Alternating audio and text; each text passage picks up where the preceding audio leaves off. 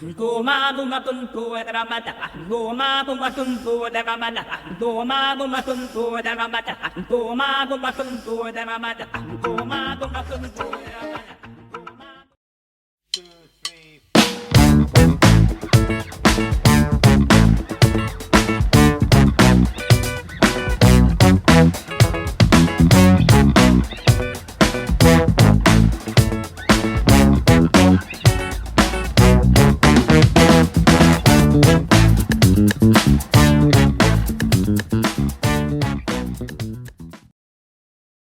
Goma buma tuntu ramata, goma buma tuntu ramata, goma buma tuntu ramata, goma buma tuntu ramata, goma buma tuntu ramata, goma buma tuntu ramata, goma buma tuntu ramata, goma buma tuntu ramata. Anda me gumbo deve anda mo me gumbo deve anda mo gumbo deve anda mo me gumbo deve anda me gumbo.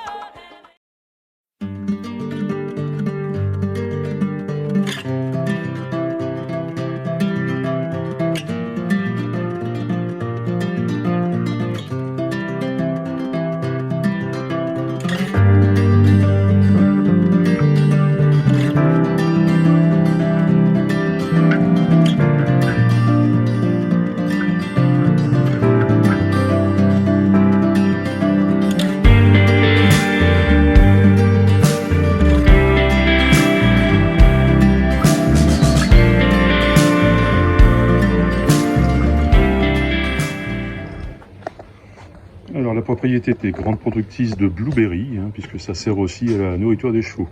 Donc voilà, il y a des cagettes, on peut se servir à volonté, ce dont on ne se prive pas.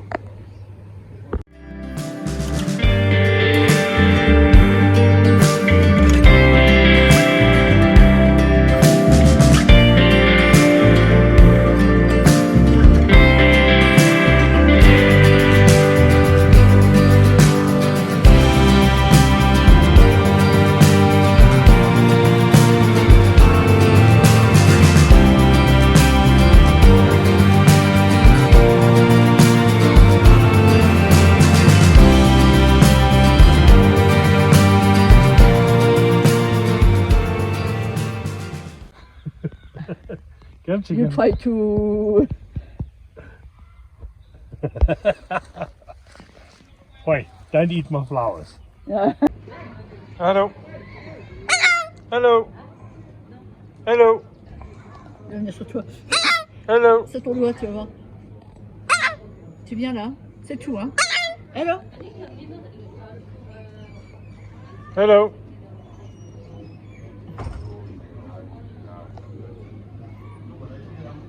Hello. Hello, hello. Hello.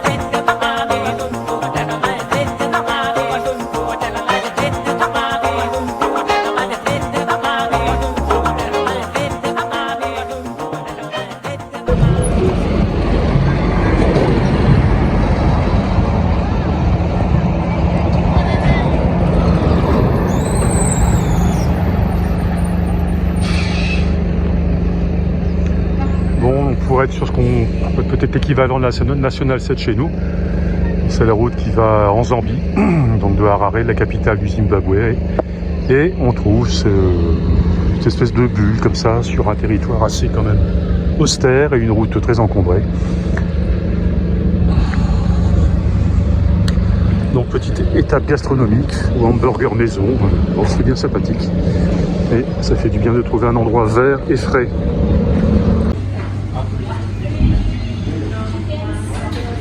Bon, on essaie de trouver comment ça fonctionne, on voit qu'on a payé. Hein? C'est pas pour nous?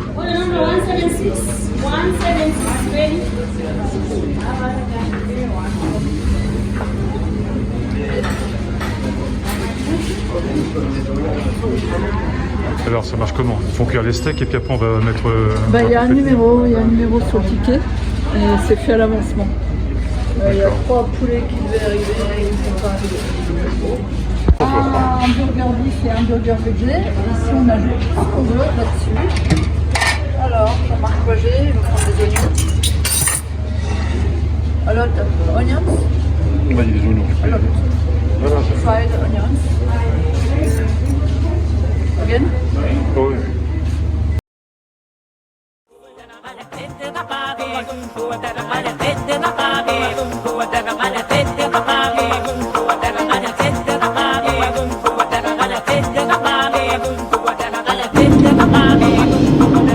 Bien, donc petit résumé de notre passage de frontière en Zambie.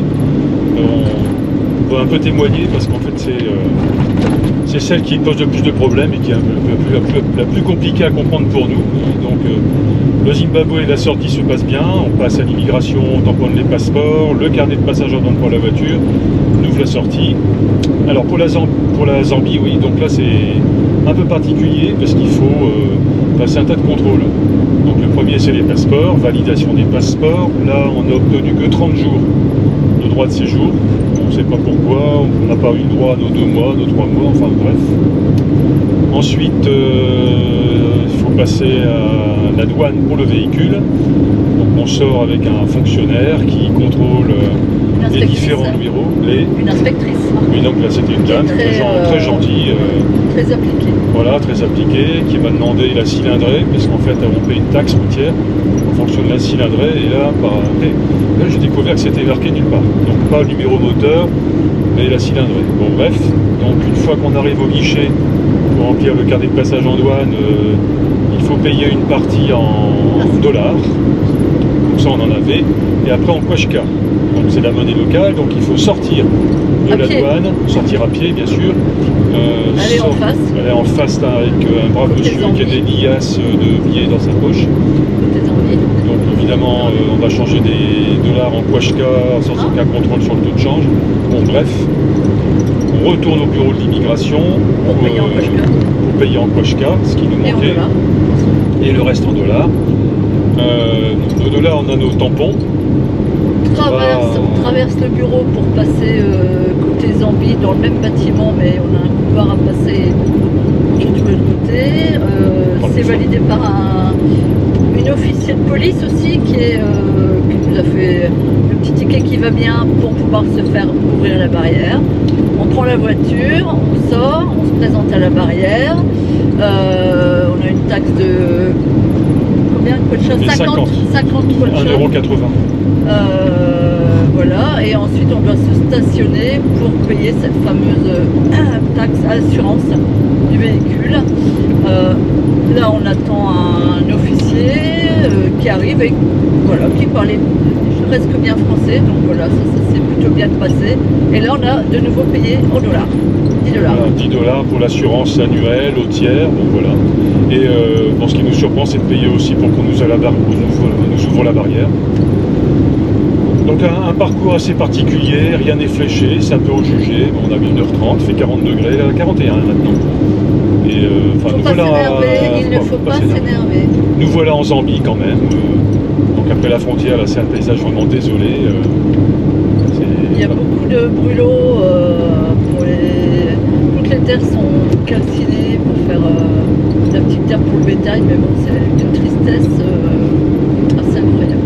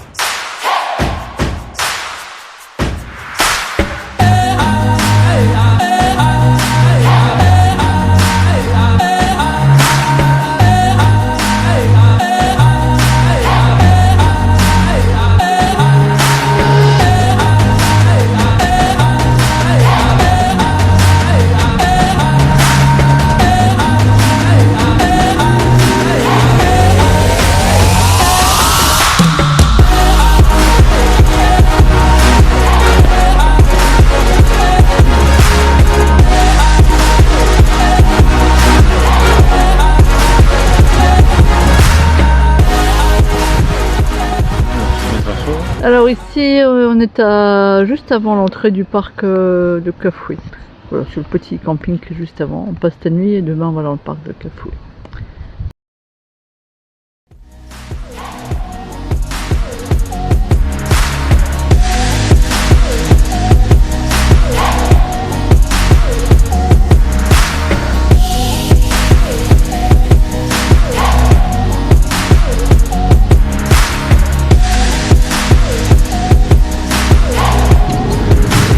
Alors nous sommes en direct du parc de Kafoué. Donc, parc de Kafoué qui est à peu près 200 km, 300 km de Lusaka, de la capitale de la Zambie. Donc nous faisons l'aller-retour exprès pour le visiter. Mais Le plus voilà, grand parc du pays. c'est le plus grand parc du pays, voilà. Mais pour l'instant, franchement, nous sommes déçus. Là, nous sommes partis pour 200 km de piste sur laquelle on dévore des animaux, et pour l'instant, on voit rien du tout. Les Impalas. Ouais, des impalas, on a Bon, voilà. quelques vautours, et puis c'est tout. Bon, la piste est un peu quand même abîmée, et surtout, on n'est pas certain de pouvoir sortir où on voulait du parc. Parce que sur la carte, effectivement, il y a une route, mais sur le GPS, il n'y en a pas. Donc pour l'instant, c'est un peu dans le doute. Bon, voilà, on verra bien ce soir. Une jolie savane, quelques beaux arbres. Avant d'arriver là où on est dormi hier soir, on a vu 2 éléphants au loin. Un hippo qui se baignait devant notre emplacement. Le tout à l'extérieur du parc. Donc là, pour l'instant, rien de rien.